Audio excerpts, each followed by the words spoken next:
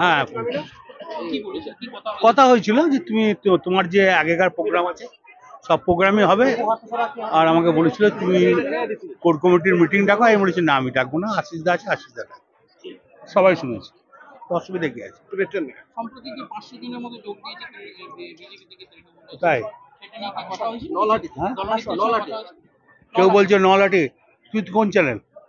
তুমি তো ভুলভাল বলো, তুমি তো কিছু জানোই না, তোমাকে উত্তর দেবো কেন? না তাহলে নলাটি তো নয়, তাহলে নলাটি বললে কেন? না নলাটি নয়, না নলাটি নয়, মারগ্রাম। কথাবার্তা ঠিক করে, আসন বিধানসভা। না আমি আজকেই শুনেছি, আমি কাল শুনিনি, আজকেই শুনেছি। যারা গিয়েছে তারা ঘুরে আসে।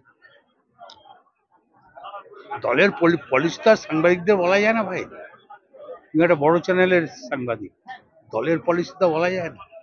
যেমন আজ অসিদ্ধা 4 কোটি টাকা দিল, এটা একটা বোলপুরে ধরো তোমার ছেলে, আমার ছেলে মেয়েরা, নাতি নাতনিরা স্টেডিয়ামটাকে বাঁচালো, এটা একটা বিরাট দান।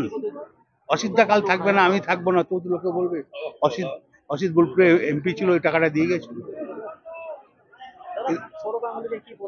সৌরভ গাঙ্গুলিকে বলা একটা কোচিং করার জন্য বলবো, কোচিংটা ভালো জিনিস বাচ্চাদের, সেটা রাজি হলো।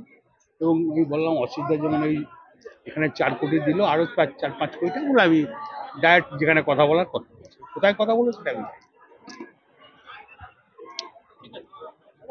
আজকে বিকাশ দা বললেন, বিকাশ রায়চৌধুরী, অনুব্রত মন্ডল কখনো পদের জন্য লড়াই করে। আমি তাহলে আমি আমার পদ না পেলে অম্বল হবে এরকম ধরনের মানুষ নয়।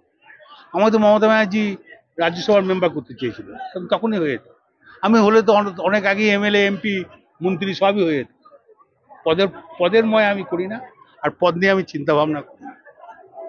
মানুষ সঙ্গে থাকতে পারলি, মানুষের পাশে থাকলি, সেটা আমার কাজ। আর মমতা ব্যানার্জি যা বলবে তাই করবো। জেল যখন খেটেছি তখন কোনোদিনই অন্য দলে যাব না, তাহলে অন্য দলে গিয়ে যে তাহলে জেল খাটতে হতো না।